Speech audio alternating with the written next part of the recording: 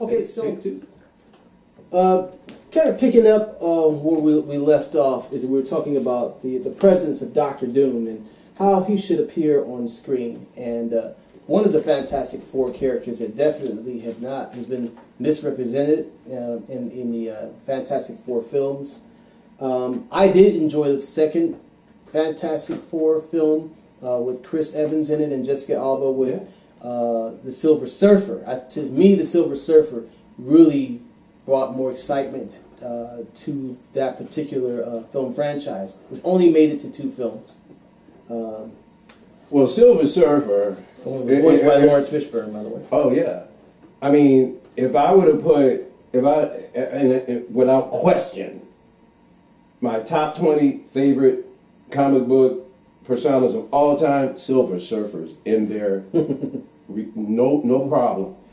I'm with you. I was elated to see them bring him to the screen, but unfortunately, still underdone. Underdone, and they have a lot to apologize for a dust cloud that they called Galactus. Well, hold on. You're moving ahead. We're going to get to that. What we're talking about? Well, we're going to get to that. Right now, we're talking about the Silver Surfer. The Silver Surfer was done right to an extent. Yeah.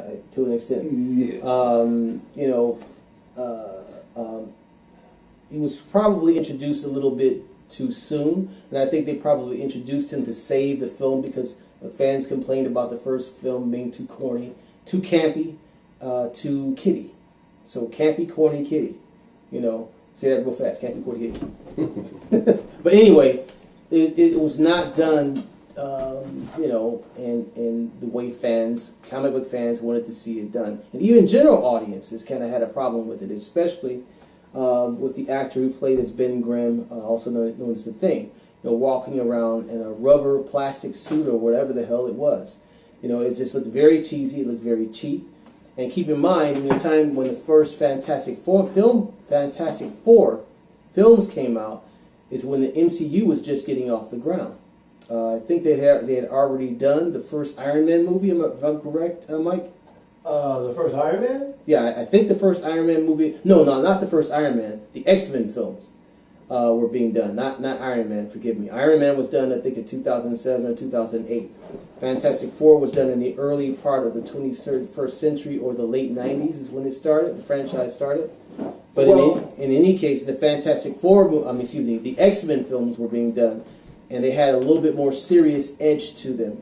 And I think fans were expecting the Fantastic Four to have the same thing, even if they are the first family of the Marvel Universe. Mm-hmm. Now, you jumped ahead, which is okay, right. But Galactus should appear as more than just an apparition or a silhouette floating in space, or as you said, a giant dust cloud. A dust cloud. I mean, my God. You take one of the most iconic...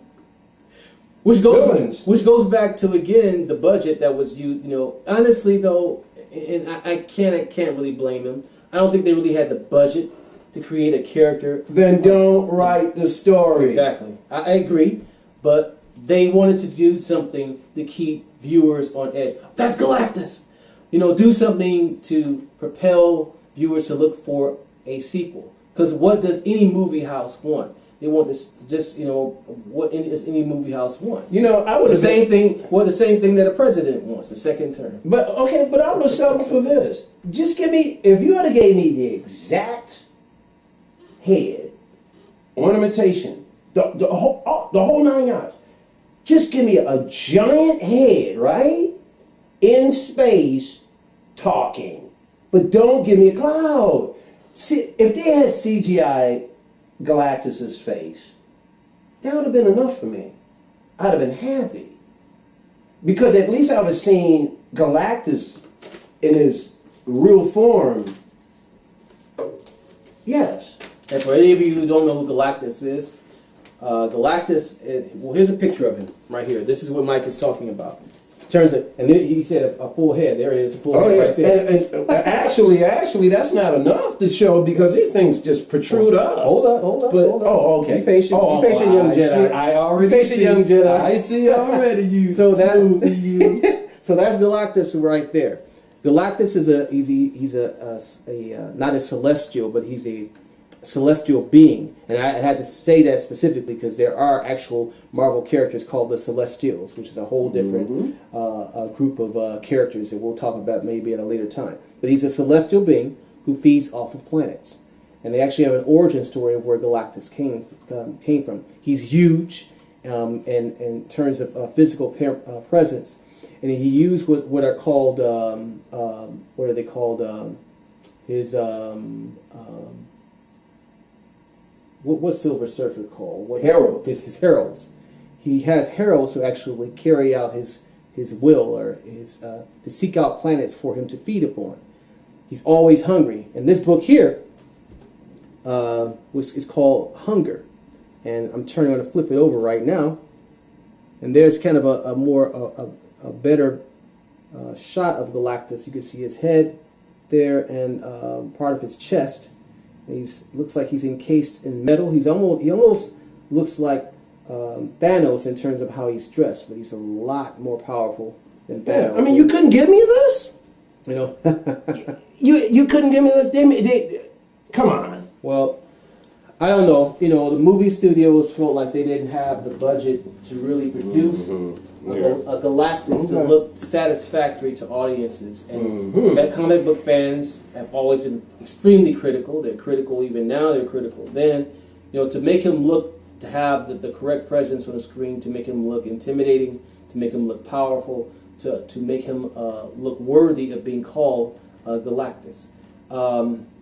So that's what we got, with a dust cloud in space, or a shadow, or a silhouette, or apparition, which pissed off a lot of fans, you know, including myself, during the time that it was done. But in general, you didn't mind. I mean, I didn't think the Fantastic Four movies were horrible. They weren't horrible. The first one. They were. But I enjoyed the third one with Michael B. Jordan. To say that it was excellent. You know something, man? I got about maybe 15 minutes deep, and I was like, you got to be kidding. But that's just me. That movie went under. I tend to be a purist. So. That's okay. It went under a lot of different production problems, including and not limited to the fact that I think the original director walked off the set due to creative differences, and they hired someone else to finish the film. And you can tell by looking at it. You can tell that how it started off. The origin story was excellent, but when it got to the end, oh my God! Like, what is this? I would love to be able to tell you, you know.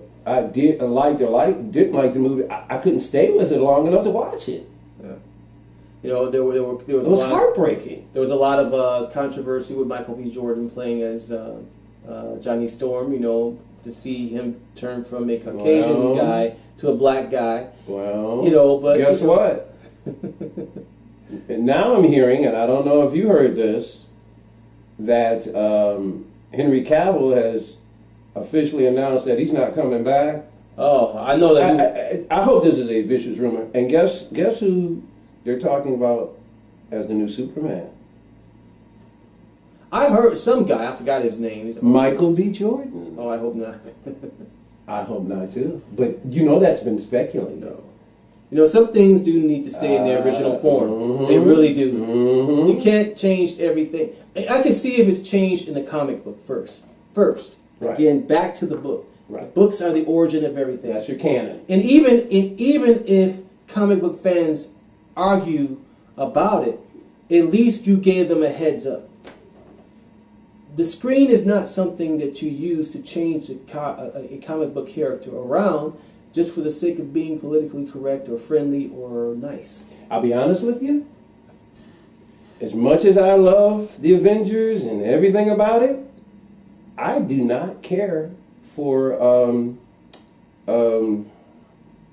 Samuel L. Jackson as Nick Fury. And that's another one, like you're talking about Superman, Michael B. Jordan. I want a Nick Fury who's white with an eye patch. I want the original Nick Fury. And I know what that I know what, you know, people are like, well, you know, we should diversify and everything. Like, why can't we have some things be what they are? Why does everything have to be refashioned and you know? That's the problem that we're having in cinema now, where everybody's talking about, you know, the social justice warriors and Kathleen Kennedy and so on and so forth. And now they're even talking about Marvel going in that direction. I tend to believe that Kevin Feige is smarter than that, where he's not going to let that rule where Marvel is going. Because I don't have a problem with female-led movies, because I used to read female-led comics. Right. Well, the only reason why I don't have a problem with Sam Jackson's Nick Fury, because I was prepared for it in the comic books, and I remember when fans, even black and white, were saying when they changed Nick Fury's character from a white male to a black male. They did that in the comics. In the comics. I'm sorry. I did not know that. I'm sorry I didn't. My apologies, folks. I'm sorry I didn't bring the comic with me, because I didn't know we would get on this topic, but maybe I will next time. Oh, you're not going to be able to bring as many comics as the topics we can shoot off on. But the reason why I didn't have a problem with that, because we were prepared for it in the comic books. I remember when a lot of comic book fans were saying, "Man, that looks like Samuel Jackson." Okay.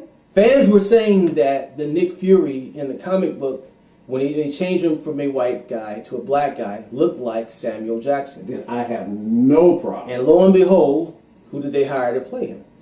Samuel Jackson. Because they were drawing the drawings that they were. I forgot the artist who was drawing him during the time. And you know something? Had I seen that, I would have said they need to get Samuel Jackson. I'm just pointing just in general. Okay. I would have said they need to get Samuel Jackson. Yeah. I had no idea. They changed it in the comics first before, okay. And that's what I'm going with that. canon. So do you see in this video that we're doing, that everything goes back to the book? You know, the book is a Bible. Your gospel. That's your gospel. That's your Bible. That's your holy grail of any movie, not just comic book movies. I mean, like a lot of fans were complaining about the Harry Potter films. When J.K. Rowling wrote the books, a lot of things they changed around. And going back to even The Lord of the Rings, how a lot of events in The Lord of the Rings were changed around when Peter Jackson transcribed the book, to the book version to screen. Although I think he did an excellent job with Lord of the Rings. I don't know anyone, aside from Guillermo del Toro, who could have done better. Lord of the Rings is one of the greatest trilogies ever made. Right. It is one of the most almost flawless movies I think I've ever seen. All three of them. The most accurate comic, and there's Yep, here we go. Now that actually right there, that's not the drawing I'm talking about, but that's that's still him. Okay, you got me. That was around. This is before you ever seen Samuel. This was, and I have this book at home. This is ever before Samuel Jackson ever portrayed the character himself. That's the Black Nick Fury, and I have original comic books, the original books, not reprints of when Nick Fury was Caucasian, the Howling Commandos. Yes. So I have the original Nick Fury. Well, Nick Fury, the first comic that came out, he was actually in the army. Right. He was a sergeant. Yes. And he had a ragtag group of guys that Howling Commandos. The Howling Commandos. Yes, I used to collect Sergeant Fury all the time. Yeah. And but no, so I take back what I said. Yeah. I love it when they pull from canon. So again, right? They pull that right out of the book. So what I don't like is when they take a character, and after the movies come out, when the movie is franchised and the movies come out, and then you reinvent the character after it's been changed around in the film and change him in the comic books. Now that right there I don't like. Oh, now can you give me an example? Where they took someone and he actually did the opposite and changed the comic book. If you can't think of anything else, but that's something. Off the top of my head, how was that? What group or what hero did they alter after based on what they did? I can't think of any right but now. You know that, but I know that it has been done, fine. not necessarily in just comic book movies, but in other movies like other genres. Harry Potter. Okay. I know it was done, but I'm not as educated with Harry Potter as probably some of the viewers are. But I know it was, or to my understanding, it was done in that franchise. Okay. So I hope that that's never done. That you pulled it right from the canon. and then you proceed forward to put it on film. Now, okay, so if we want to go ahead and close out, and we can spend the last half hour. You want to spend unless there was something else you want to spend the last half hour talking about the movies. Well, I was going to talk about one. Okay, go ahead. To kind of finish up with the Fantastic Four. Okay, great. With the Fantastic Four, just to close out with that particular subject, is that they've already kind of hinted to the Fantastic Four coming to the silver screen. They're coming. In the Spider-Man Homecoming movie. There's no doubt in my mind. When Tony Stark sells the Avengers Tower, but he never says who he sold it to. Who he sold it to. And fans are Could it be Reed Richards? Reed Richards. And what are we going to get out of that? You're the Fantastic Four men. I could say it, but I'll let you say it. What are we going to get out of that? With that building, what does that building become? The Baxter building. That's right. Exactly. So, that's kind of already alluded to in Spider-Man Homecoming. And I love, one of the things I love about the Marvel movies, no matter what the complaints are, is how each film bleeds its characters into another film. And it does it superbly. DC, and really not too many films have been able to master that, and without taking away from the main characters and the main storyline. Marvel has mastered that, man, and it's beautifully done. Okay, so we talked about pretty much everything that we wanted to cover. So well, can I? Yeah. Please, go ahead. So let's talk about the year in review. You got your top 10, and let's stick with the comic movies. The top 10 comic book movies. I know that I may be throwing that out too soon. Well, I don't have my top 10 comic book movies. Well, how about what movie actually surprised you that was better than you thought, that you expected it to be?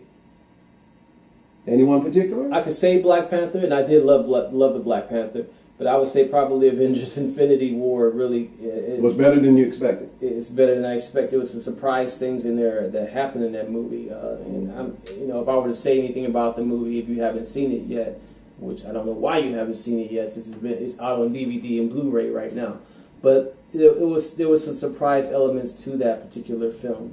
But also, along with that, was it Wonder Woman come out last year, or was it the year before that? The year before. Okay, so we can't cover Wonder Woman. I know, because I was going to say, but I believe it was a year before too. I was not a fan of the Guardians of the Galaxy. First movie. Second movie, I doggone loved. I actually really liked it. I actually like that better than Avengers. No, Thor. No. Thor Ragnarok. I am one of the few people who think that movie is garbage. Now, if it comes to the cosmetics of it, when it comes to the cosmetics and bringing Jack Kirby's visuals to life, very well done. But that is not my Thor. I don't know if that's your Thor. It's not my Thor. Well, and I love Chris Hemsworth as the character. Yeah. You couldn't find a better guy to be Thor. Yeah. But that movie was. You want to talk about trash and canon? Why go and read Thor Ragnarok in the comic book? I have Thor Ragnarok. Not even close. And I think that what Marvel does is what they're trying to do with their films. No. This is just looking at it over Disney. Well, is trying to do. And that's what we were talking about. Right. But the overall strategy here is everything can't be dark. And this is looking back at the Christopher Nolan Batman films. When Christopher Nolan did the Batman Dark Knight trilogy, everybody expected all comic book movies to be done in that particular fashion. My baby brother and I, we argued about it, and I called my baby brother because he's younger than me. Chris, you know who you are. You're watching. But we argued back and forth. I remember he was like, he didn't like it because he didn't like the Dark Knight trilogy because he felt that it should be more kid friendly to the Batman that we watched when we were kids, with Adam West. And I'm like, well, if you want to see a Batman like that, then you should go back and watch the Michael Keaton Batman films. I loved his take on the Batman trilogy. But the thing about it is that you can't have everything dark and you can't have everything light. Then don't take a dark story and lighten it. Give me the dark story that was written, or don't give it to me at all. I can agree with that. And here's the thing about it. What was so necessary about doing Thor Ragnarok? You didn't have to do that movie at all. It kills me how they limit the scope of the universe of these characters.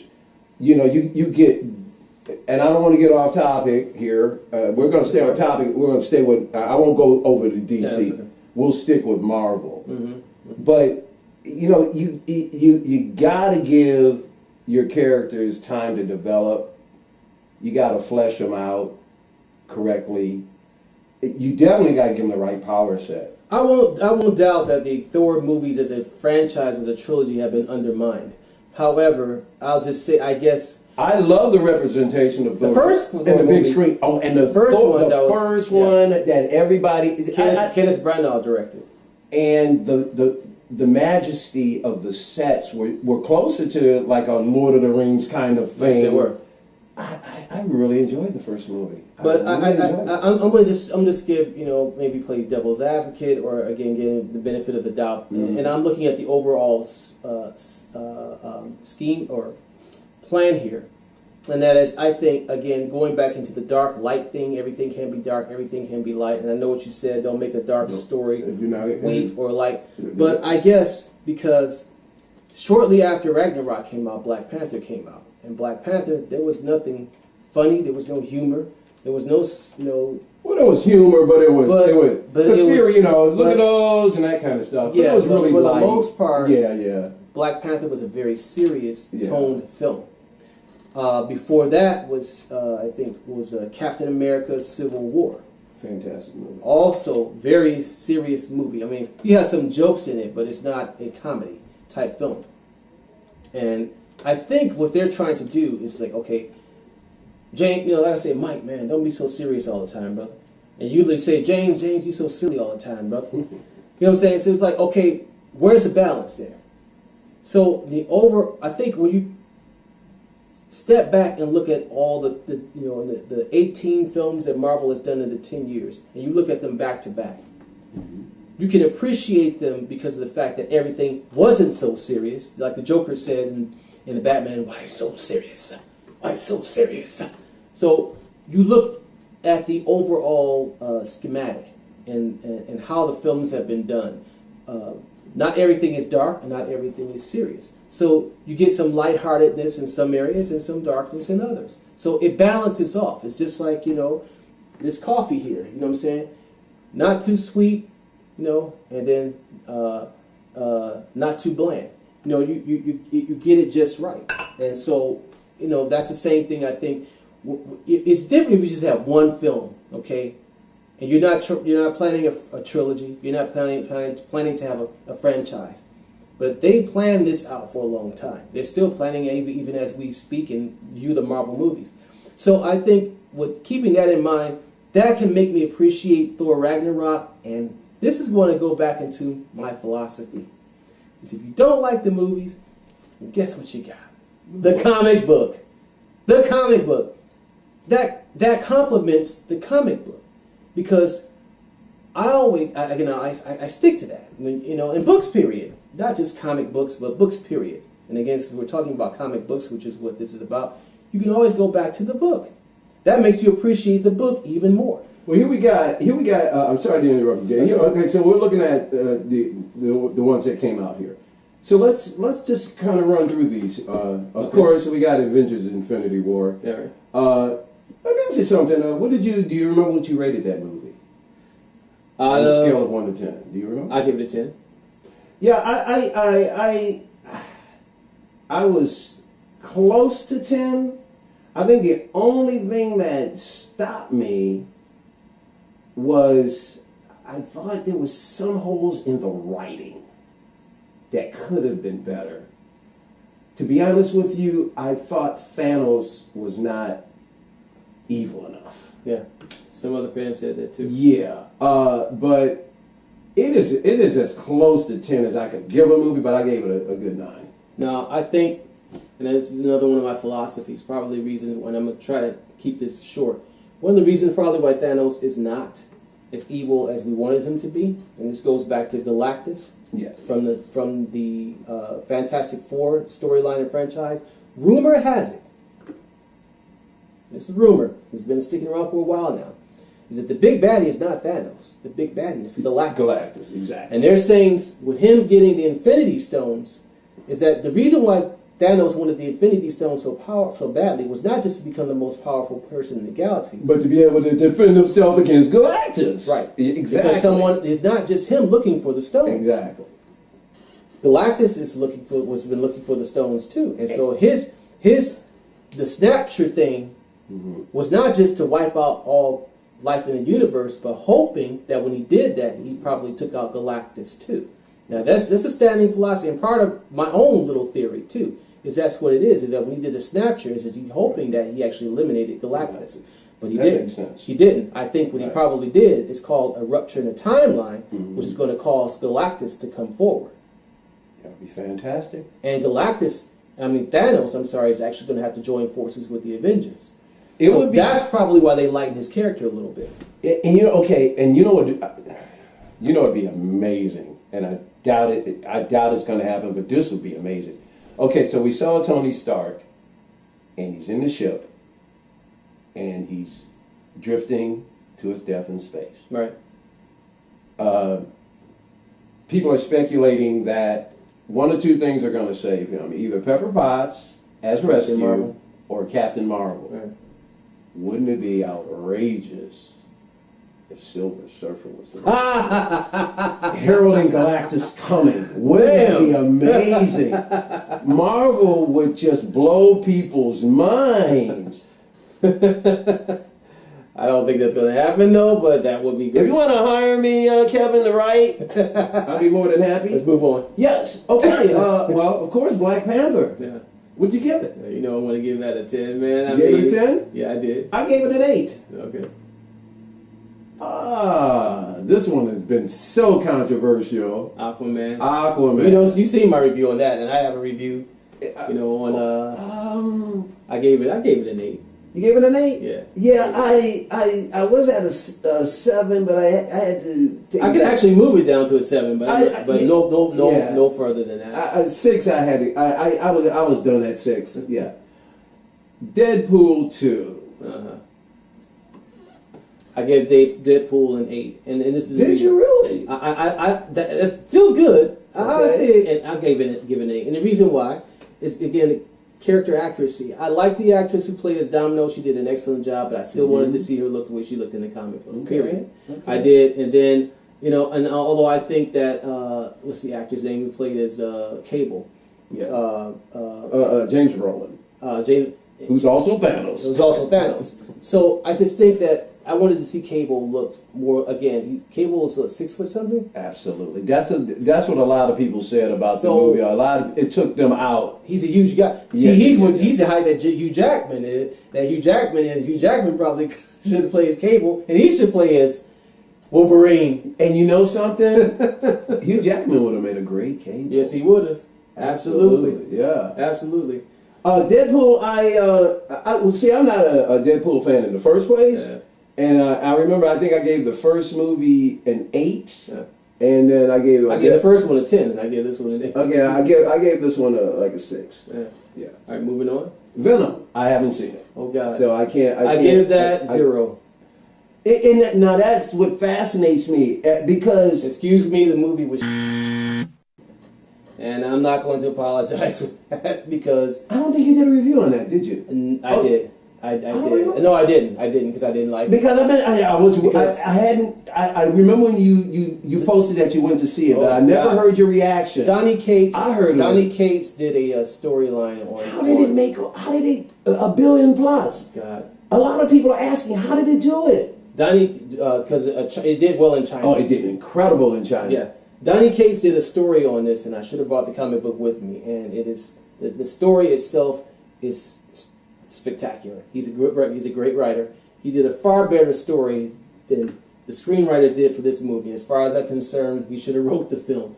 but it was terrible. I mean, no offense to you know, the actor and everything. I know he did his best in the role, but no. This is not. This is an example to me of a character who should not be. This is not a kiddie character. In the comic books, Venom is not a kiddie character. He's meant to be a side character. He right. should be a side. And they character. try to make him a superhero, and he's not a superhero. He's an anti-hero. Did they try to make him a superhero? Yes, in the movie. I'm like, no, he's not a superhero. He's an anti-hero. He's violent. He's a murderer. He's a killer. He's a sociopath. Yeah. And that's what they should have portrayed him. Moving on. Into the Spider-Verse. Unfortunately, I haven't seen it yet. I enjoyed it very much. I love the animation. The story, it was slow in some parts. I give it a 9. I give it a 9. So you've been really content this year. I've been disappointed a lot. But you've been... Okay, Ant-Man and the Wasp. Ant-Man and the Wasp, I give a 9 out of... about a 9 out of 10. Because I love to see, and again, as we said, we love female superheroes. And I think the Wasp kind of saved this film for me because there were some... I think the Ant-Man himself was written kind of a little weakly in this one versus how he was in the first Ant-Man film. But the Wasp kind of saved this for me. I've always wanted to see the Wasp in action, and I got what I wanted.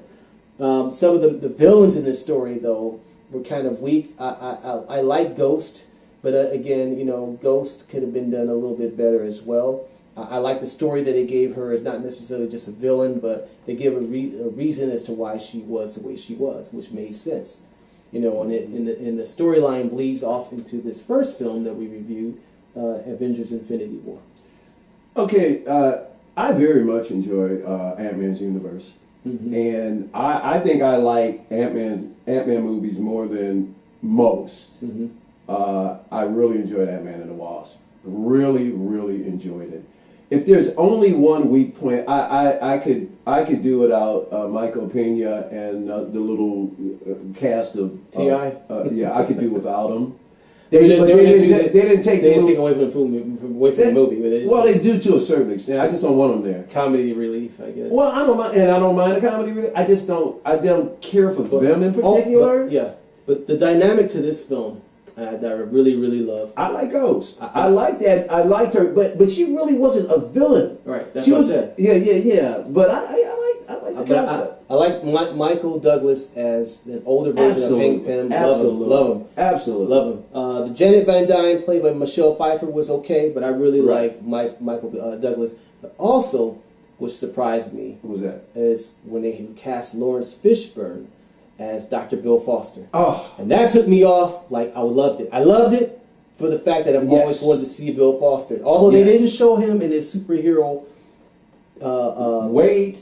Right. But we might still see But there's a possibility they can still do that. I think they're going to do it. Yeah. Because they wouldn't keep bringing up this height joke between him and Ant-Man if something's not going to happen. Right.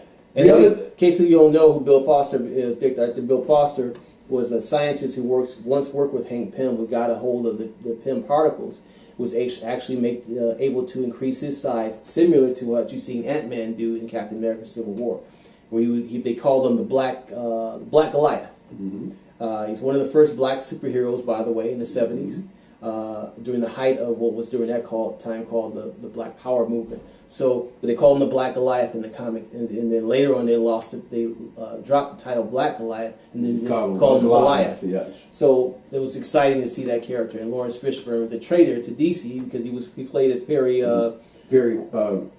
Williams, or whatever his name is, from Superman. So he abandoned Warner Brothers DC films. Perry White, and went over to Marvel to play Great Caesar's Ghost. And also, I just Evangeline Lilly is gorgeous. Yes, she is. I could watch her all day, and I thought she made a great Wasp. Yes, she did. I give Ant-Man a really strong 8. Oh, that's good. Yeah. We're gonna go past. We're gonna go. All these. I didn't see Incredibles 2. All these are. Well, nah. These are all. We're going for the main stuff. We're going for the Marvel DC. Suicide Squad was in 2018. That was 2017, wasn't it? Sure was. That wasn't last year. No, that's the animated movie. Oh, okay. See, these are all made for TV. But there's still what's missing here? I don't know. I think that's it. As far as Marvel DC, was that it? Yeah, they weren't. Marvel only puts out. You know something? You're right, because I'm thinking it feels like they're cranking out a movie a year. Marvel was at one point only putting out 2 films a year, but now they're going to start putting out 3 films a year.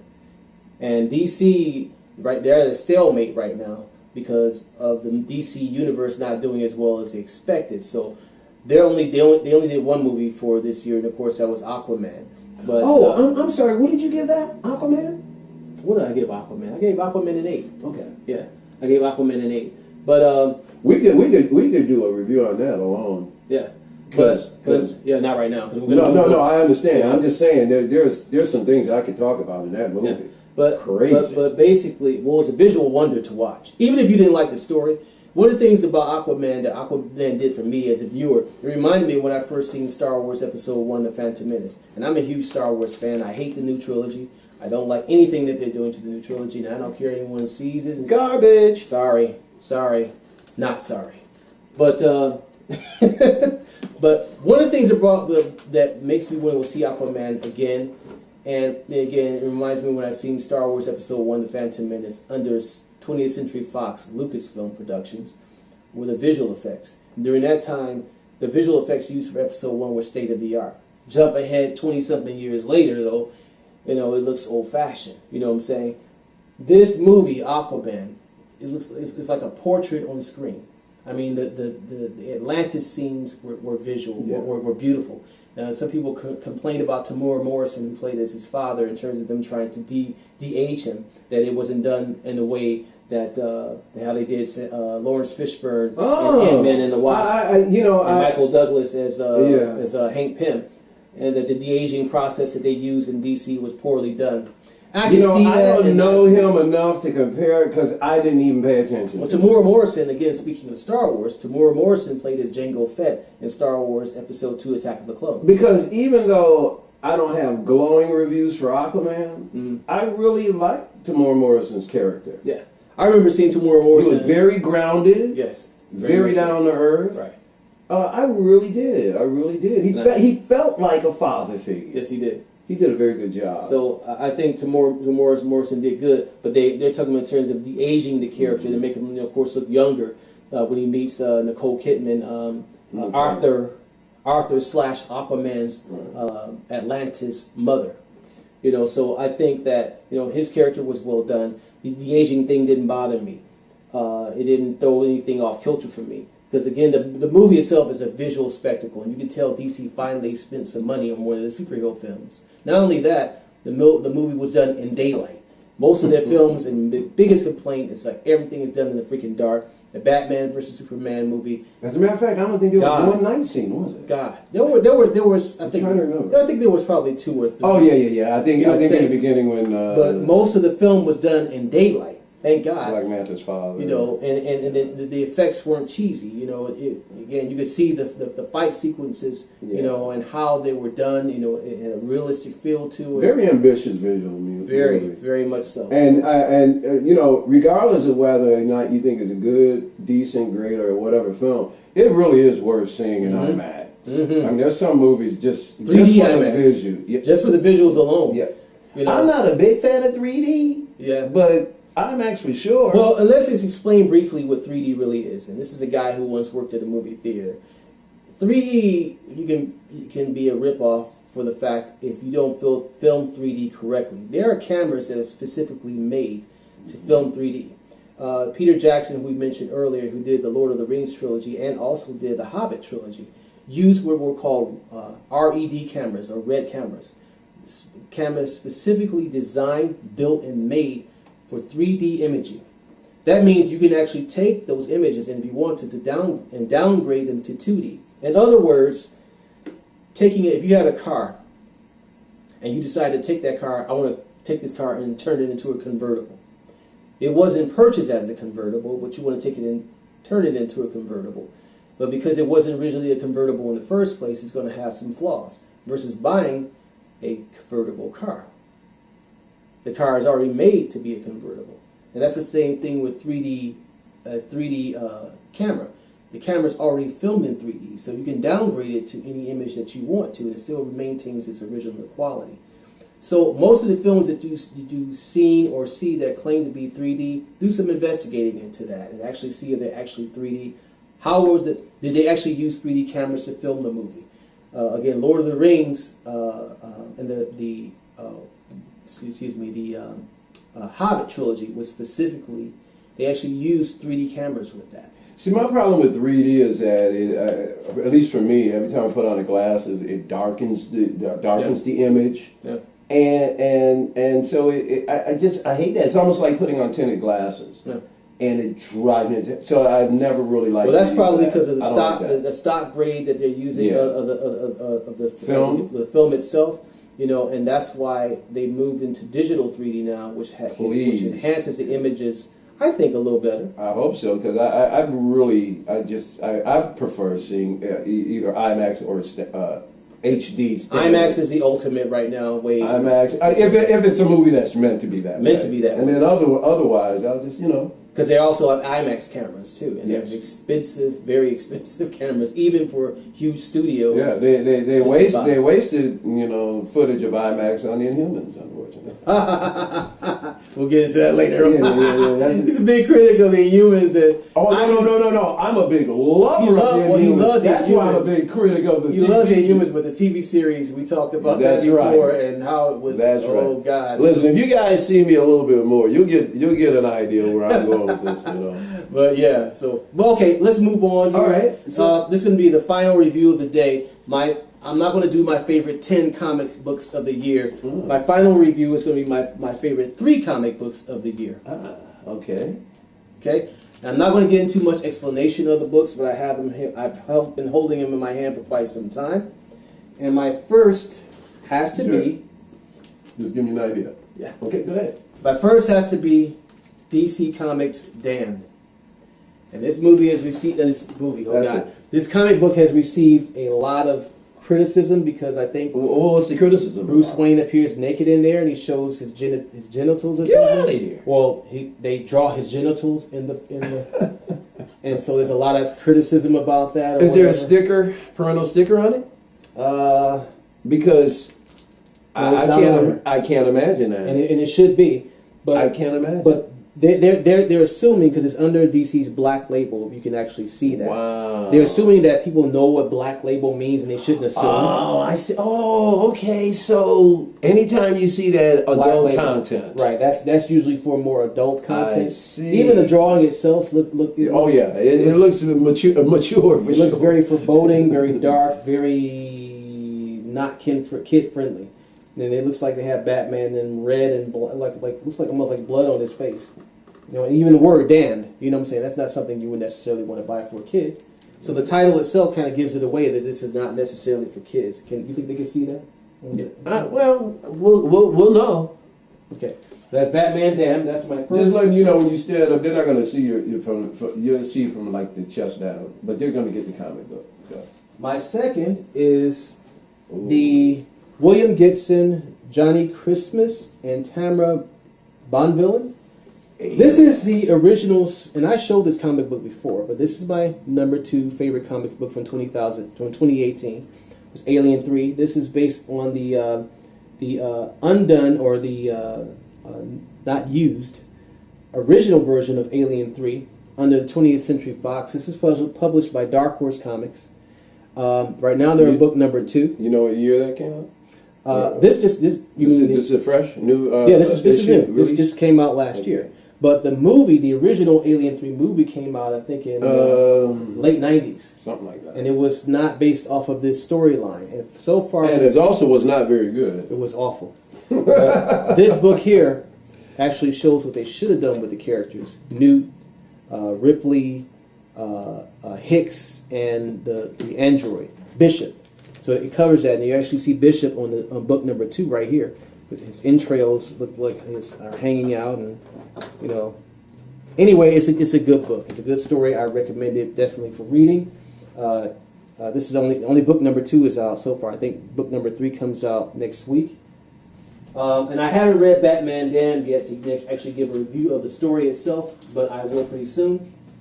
My third and final favorite comic book series of the year is The Punisher, and this is under the Marvel title. And as I was discussing with Mike earlier, it says right here, the show is not for kids. Explicit content. Yeah. This is their Max Comics title. This series is usually not for kids to read. I read this entire series, And unfortunately, when I was reading it during the time, I was kind of not in the best of moods.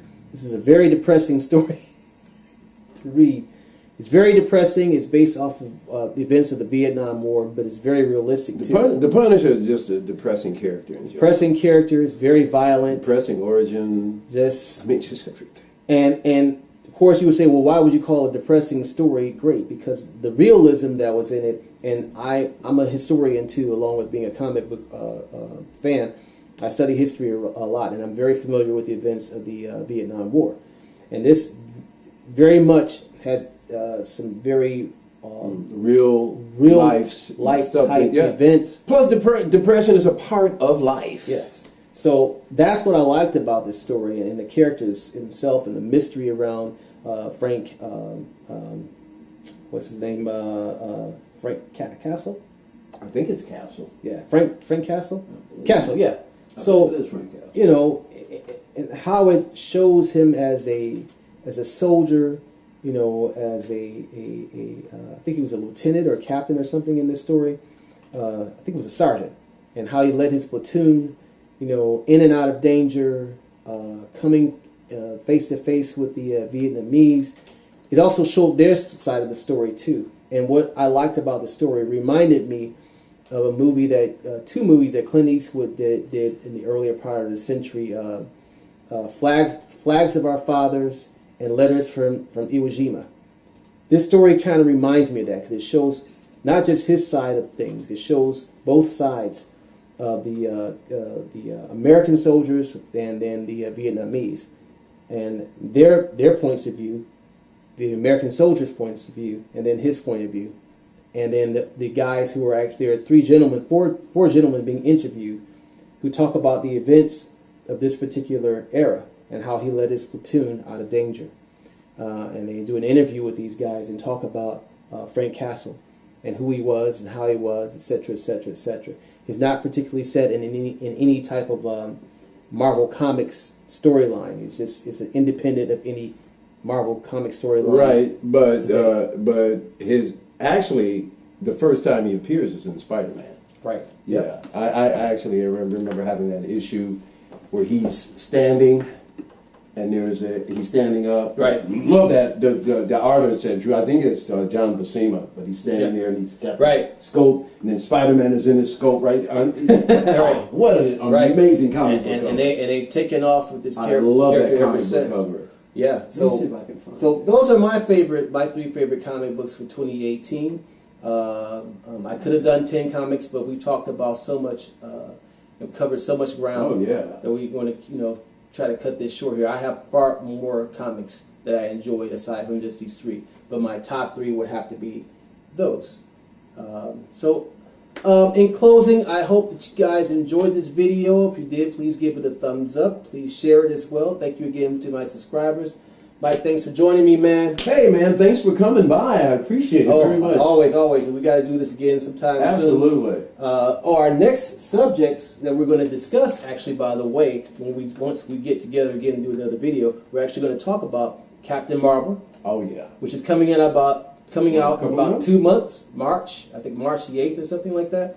We're going to talk about Godzilla, King of the Monsters, which comes out after that in April, a month before Comic-Con. And we're also going to talk about the future of the Star Wars franchise, which we kind of hinted to. And then finally, Avengers. If I come off like a Debbie Downer, wait till we start talking about Star Wars. Oh, God.